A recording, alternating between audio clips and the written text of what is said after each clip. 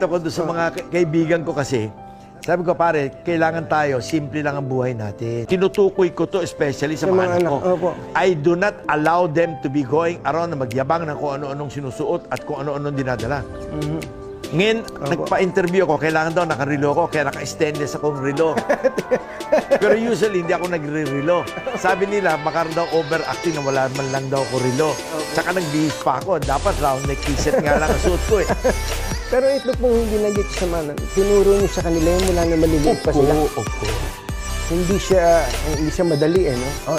Kailangan tinuturo sa mga bata na matuto ng simpleng buhay.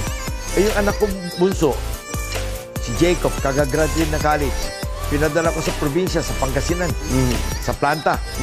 Sabi ko, diyan ka magtatrabaho araw-araw, diyan ka matutulog, kasama mo kakain ng lunch at dinner yung lahat ng empleyado.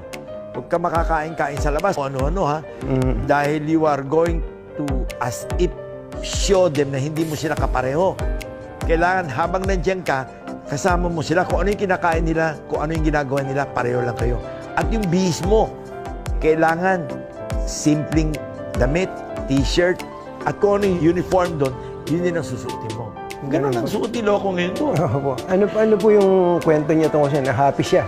At ang anak ko, ganun ko pinalaki. Yung anak kong panganay si Paul, nung siya ay elementary, pinapadala ko yan doon sa talyer ni Mr. Coangco.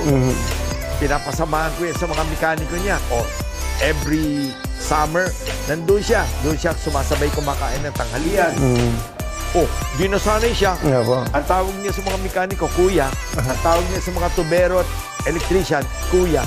Ay, lumaki na maayos. Hindi ko po problemahin yun.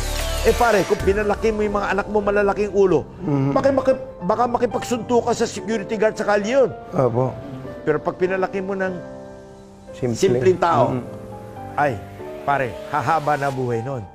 Ibig sabihin nun, lumaki yan ng simpleng tao. Ano po pakiramdam nyo na yung mga anak ninyo ganun makituro sa kapwa? Hindi sila lalaki ng ganun. Kailangan tayo magsabi sa kanila. So mula pa sa pagkabata, mabuti maunawaan to, lalo na ng mga bagong magulang pa lang. Ano po? Na habang maliliit pa yung mga anak, imulat na dun sa ganung klase of course. Mindset. At huwag nyo bibigyan ng malaking baon. Huwag nyo rin bibigyan ng baon. Kailangan magdala sila ng pagkain. Yun ang baon nila sa eskwela. Huwag yung pupunta sa eskwela at kung ano-anong binibili. Pinalaki ko sila na nagmeron silang laging baon papuntang eskwela, yun ang kakainin nila.